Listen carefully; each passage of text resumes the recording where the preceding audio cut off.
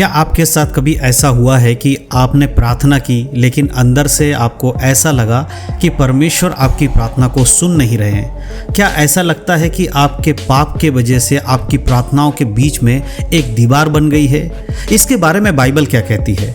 Bible कहती है यदि हम अपने पापों को मान लें तो वह विश्वास योग्य और धर्मी है कि हमारे पाप को क्षमा करे। पहले यूहन्ना की किताब उसके अगर आप 1 अध्याय उसके 9 आयत को पढ़ेंगे तो वहाँ पर आपको साफ साफ ये मिलेगा, अगर हम अपने पापों को मान लेते हैं तो परमेश्वर हमारे पापों को क्षमा करते हैं। तो सवाल क्या है? सवाल है, क्या आप सही तरीके से अपने पाप क्षमा के लिए प्रार्थना कर रहे हैं? आज के समय में बहुत ज़रूरी है कि विश्वासी लोग ये समझे कि केवल मुंह से इतना बोल देना कि मेरे पाप क्षमा कर दो, ये काफ़ी नहीं है। एक पवित्रता का जीवन जीने के लिए आपको पवित्र बनना पड़ेगा। जब एक व्यक्ति प्रभु यीशु मसीह पे विश्वास करता है तो वो पवित्र होकर विश्वास नहीं कर रहा है, परंतु वो पापी है, इसीलिए वो यीशु मसीह के पास आया है अपने पापों से छुटकारा पाने के लिए। तो जब यीशु पे विश्वास कर लेते हैं तो उसे पाप क्षमा के लिए प्रार्थना करके अपने जीवन को पवित्रता में चलाना बहुत ज़्यादा ज़रूरी है। तो आज के इस वीडियो में हम क्या सीखेंगे? आज हम इस वीडियो में सीखेंगे पाप के क्षमा के लिए सच्ची प्रार्थना कैसे करें, कौन सी गलती है जो लोगों को नहीं करनी चाहिए और बाइबल के अनुसार सही तरीका क्या है। क्योंकि सिर्फ माफ़ी कर देना या माफ़ी मांग लेना ही काफ़ी नहीं है। परमेश्वर को अपने जीवन में ग्रहण करके उसके अनुसार जीवन जीना बहुत ज़रूरी है। तो सबसे पहला जो काम एक विश्वासी को करना चाहिए वो है पाप को पहचानना। जी हाँ मेरे प्रियो, आज के समय में जब पाप के लिए माफ़ी की बात करते हैं या पाप क्षमा के प्रार्थना की बात करते हैं तो आपको पाप को पहचानना पड़ेगा कि आपके जीवन में कौन सा पाप है जिसके वजह से आप सही रीति से प्रभु में बढ़ नहीं पा रहे हैं और आपको उससे क्षमा पाने की आवश्यकता है। तो सबसे पहला कदम आपका यही होना चाहिए, अपने पाप को पहचानना और उसे स्वीकार करना। बहुत से लोग प्रार्थना तो करते हैं और बोलते हैं हे प्रभु, हे परमेश्वर, अगर मुझसे कोई गलती हुई है, मुझसे कोई पाप हुआ है तो क्षमा कर देना। लेकिन ये सच्चा पश्चाताप नहीं है। इतना बोल देना ही सच्चा पश्चाताप नहीं है। अगर आप भजन संहिता को पढ़ेंगे उसके 51 के 3 आयत में अगर पढ़ेंगे तो वहाँ लिखा है, मैं अपने अपराधों को जानता हूँ और मेरा पाप सदा मेरे सामने है। यहाँ पर भजनकार कहता है कि मैं अपने पापों को जानता हूँ और मेरा पाप सदा मेरे सामने है। तो हर एक विश्वासी को उसके पाप के बारे में पता होता है। ज़रूरत है तो आपको प्रार्थना में उन बातों को बोलना। सच्ची प्रार्थना में आपको साफ साफ बोलना ज़रूरी है।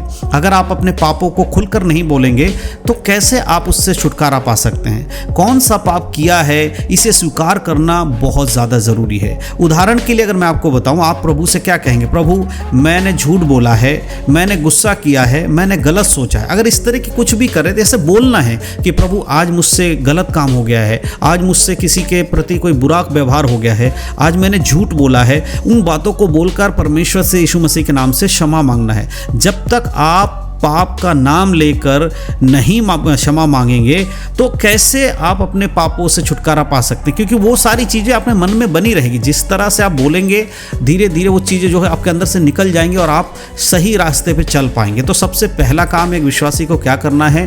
पाप को पहचानना है और फिर उसके लिए माफ़ी मांगिए।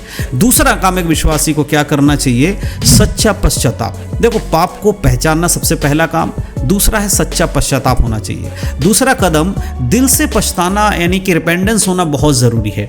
आज के समय में मुंह से बोलकर लोग ऐसे ही सोचते हैं कि सब कुछ क्लियर हो गया, लेकिन आपके हृदय में वो पश्चाताप होना चाहिए कि वाकई में आपने जो पाप किया है वो बहुत ही भयानक है और जिसके वजह से आपको नरक में भी डाला जा सकता है अगर आप उसके प्रति क्षमा नहीं प्राप्त करते हैं।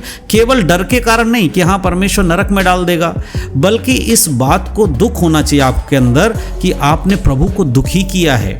जब तक आपके अंदर वो दुख नहीं आएगा परमेश्वर के प्रति कि परमेश्वर के जो वचन को तोड़कर आपने परमेश्वर की दृष्टि में पाप किया है, तब तक आप उस पाप से अपने आप को अलग नहीं कर पाओगे और आने वाले समय फिर से आप पाप करोगे। ठीक है।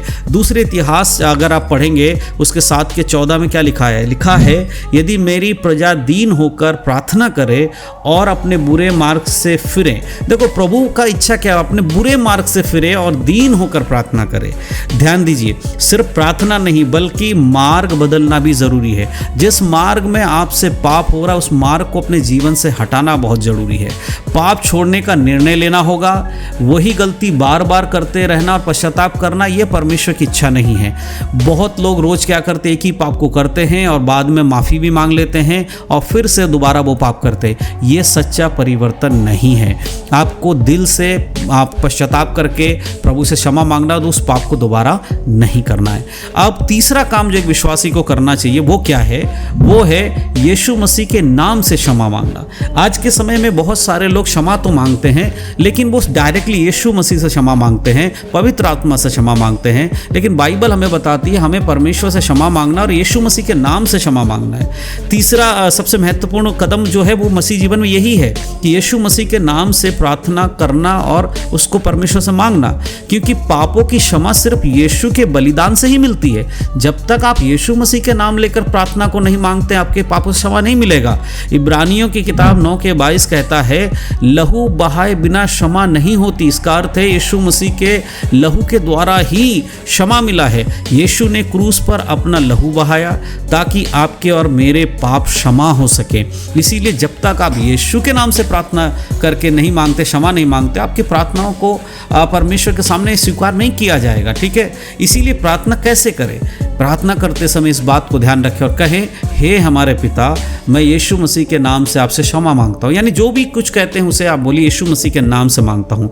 अपने कामों पर नहीं परंतु यीशु मसीह के नाम पर, बल्कि यीशु मसीह के कामों पर भरोसा रख के आपके जीवन को आपको चलाना होगा। तो ये कुछ 3 बातें जो मैंने आज आपको बताई है, और ये 3 बातों का मतलब क्या है? सबसे पहली चीज़, क्या आप सही तरीके से पाप क्षमा के लिए प्रार्थना करते हैं? इस विषय को जब हम समझते हैं तो 3 चीज़ों को ध्यान रखना होता है। पहला, पाप को पहचानना ज़रूरी है और पाप को पहचानने के बाद आप उसके लिए क्षमा मांगे, और दूसरा है सच्चा पश्चाताप करें। ऐसे ही मुंह से सिर्फ बोलना नहीं, दिल से आपके अंदर वो पश्चाताप आना चाहिए ताकि दोबारा आप उस पाप में नहीं जाओ।